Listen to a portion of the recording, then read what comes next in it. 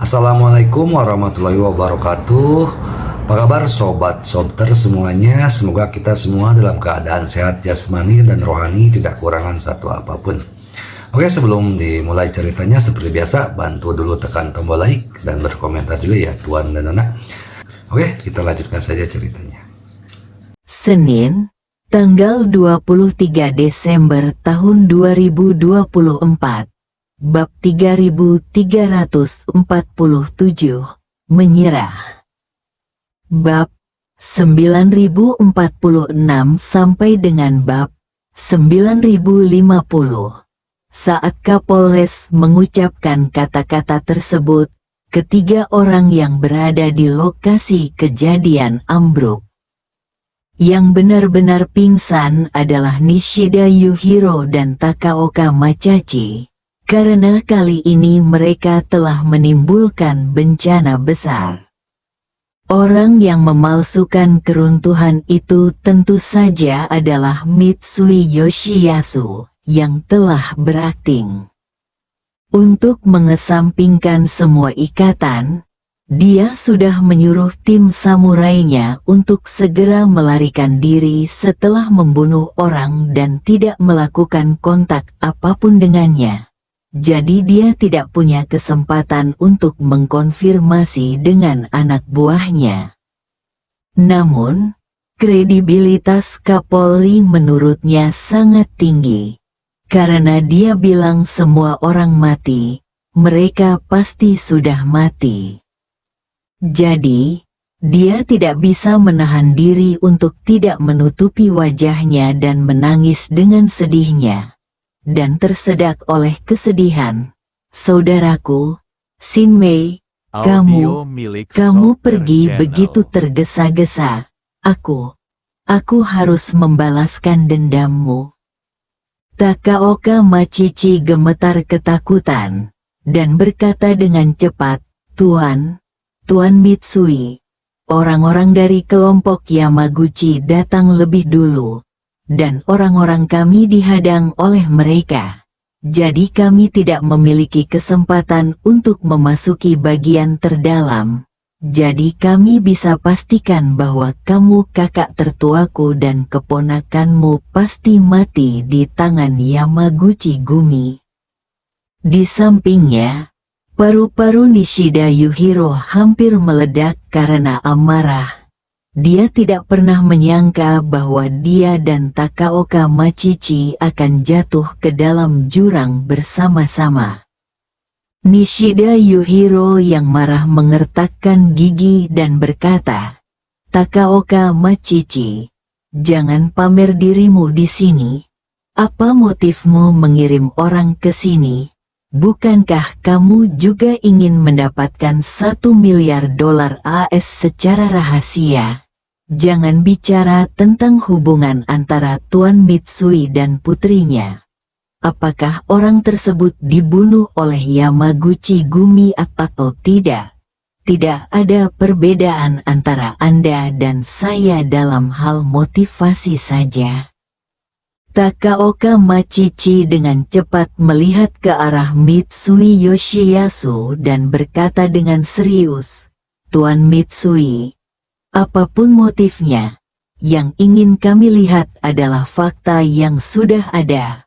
Orang-orang saya benar-benar tidak memiliki kesempatan untuk menyakiti Tuan Mitsui dan putrinya.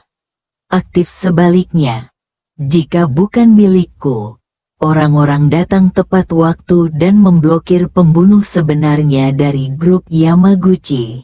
Tampaknya para pembunuh ini telah melarikan diri. Jadi, kami punya pujian, kerja keras.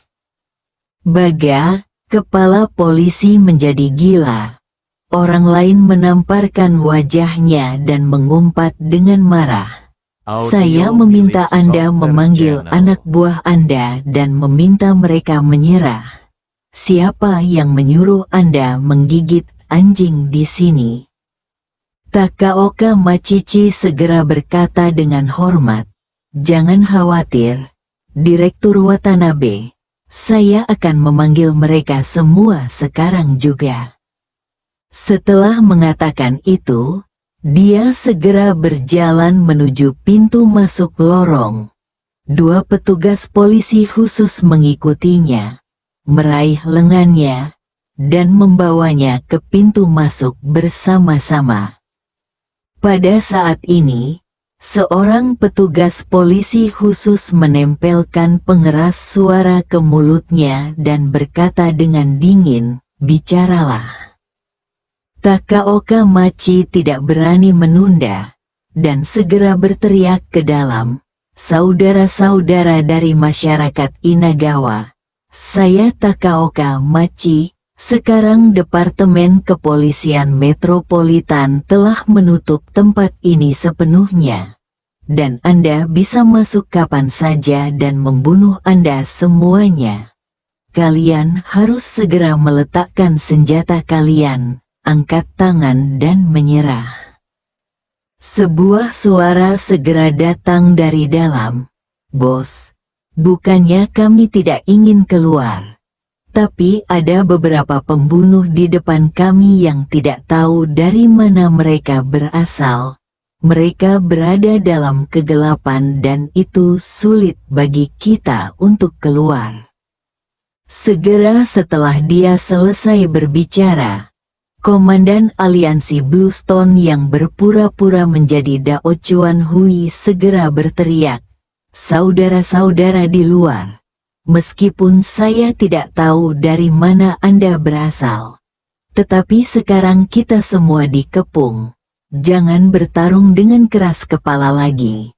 Bagaimana kalau kamu keluar dan menyerah dulu? Lalu kita keluar.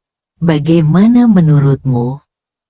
Orang-orang dari Aliansi Bluestone mengenali suara bos segera setelah mereka mendengarnya. Mereka juga tahu di dalam hati bahwa mereka terlalu pasif hari ini. Dalam situasi ini, mustahil untuk melarikan diri.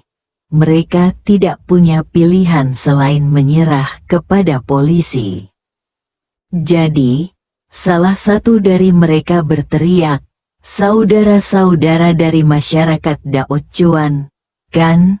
Ayo keluar dan menyerah kepada polisi sekarang. Jangan menembak dari belakang."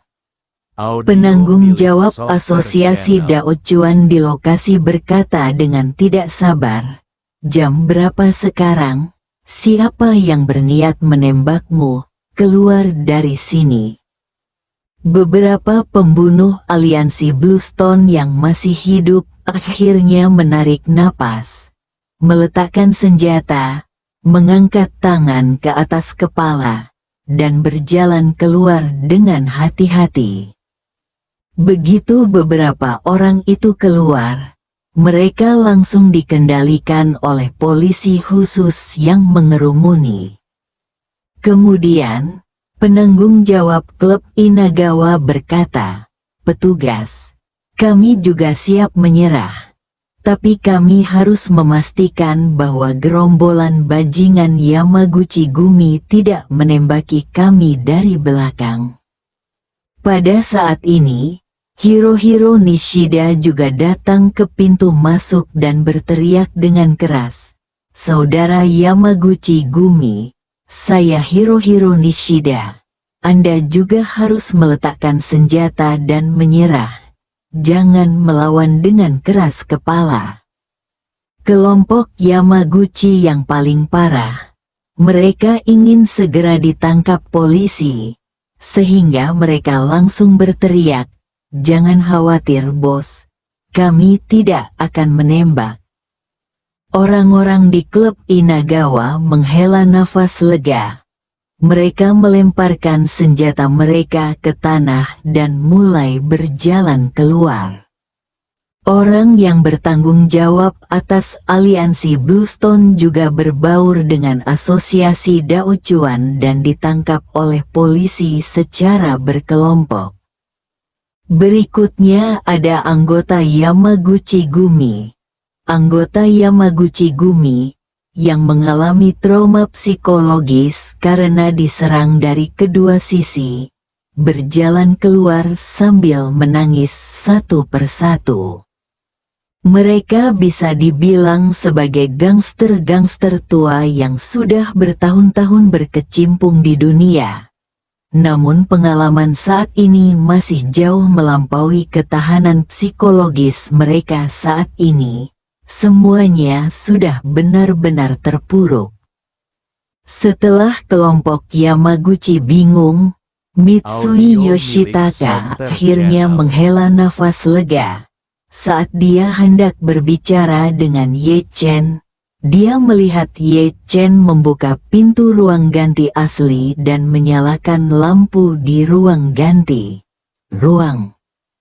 Kemudian Ye Chen berkata kepada beberapa orang, "Masuklah dulu." Para ninja Iga terus berjaga di luar. Mitsui Yoshitaka dan putrinya, Tawana, Trevor dan Fei Kexin semuanya mengikuti ke ruang ganti. Ye Chen berkata kepada Mitsui Yoshitaka, "Kirim pesan ke kepala polisi di luar. Beritahu dia bahwa bahaya di dalam telah dihilangkan, dan minta dia mengirim orang untuk menangani mayat tersebut. Tetapi jangan mengirim personel bersenjata ke dalam untuk menghindari kecelakaan, cedera. Selain itu, jangan langsung menyentuh jenazah.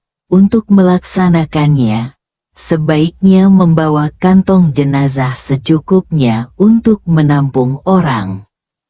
Mitsui Yoshitaka buru-buru bertanya, "Tuan Ye, saudara bajingan saya ada di luar. Bolehkah saya meminta Watanabe untuk menangkapnya terlebih dahulu?" Ye Chen berkata, "Tentu saja tidak ada masalah dalam menangkapnya. Tetapi membiarkan polisi menangkapnya sekarang tidak memuaskan seperti membiarkan dia masuk dan menangkapnya secara langsung, bukan?" Mitsui Yoshitaka mengepalkan tinjunya dan berseru, "Tuan Ye benar.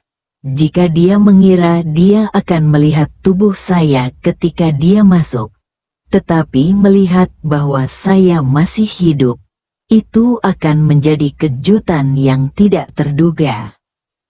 Setelah mengatakan itu, Mitsui Yoshitaka bertanya lagi, "Tuan Ye, sekarang bahayanya telah berlalu. Apakah Anda ingin saya membiarkan helikopter membawa Nona Manis kembali ke istana?" Ye Chen balik bertanya kepadanya, "Bagaimana bahayanya bisa dihilangkan jika bunga yang tersembunyi tidak diangkat? Bagaimana jika pengawal Anda ingin menghasilkan 1 miliar ini? Dapatkah Anda mengendalikannya?" "Itu benar." Mitsui Yoshitaka menghela nafas dan bertanya, "Lalu apa yang harus kita lakukan?" "Ya, Tuan Ye," Tawana juga berkata dengan sangat cemas, "sampai bunga yang tersembunyi itu terpecahkan. Saya tidak tahu berapa banyak orang yang menginginkan nyawa saya. Anda baru saja mengatakan bahwa Anda hanya dapat menggunakan cara kedua. Saya belum tahu metode kedua. Apa saja dua pilihan tersebut?" Bersambung.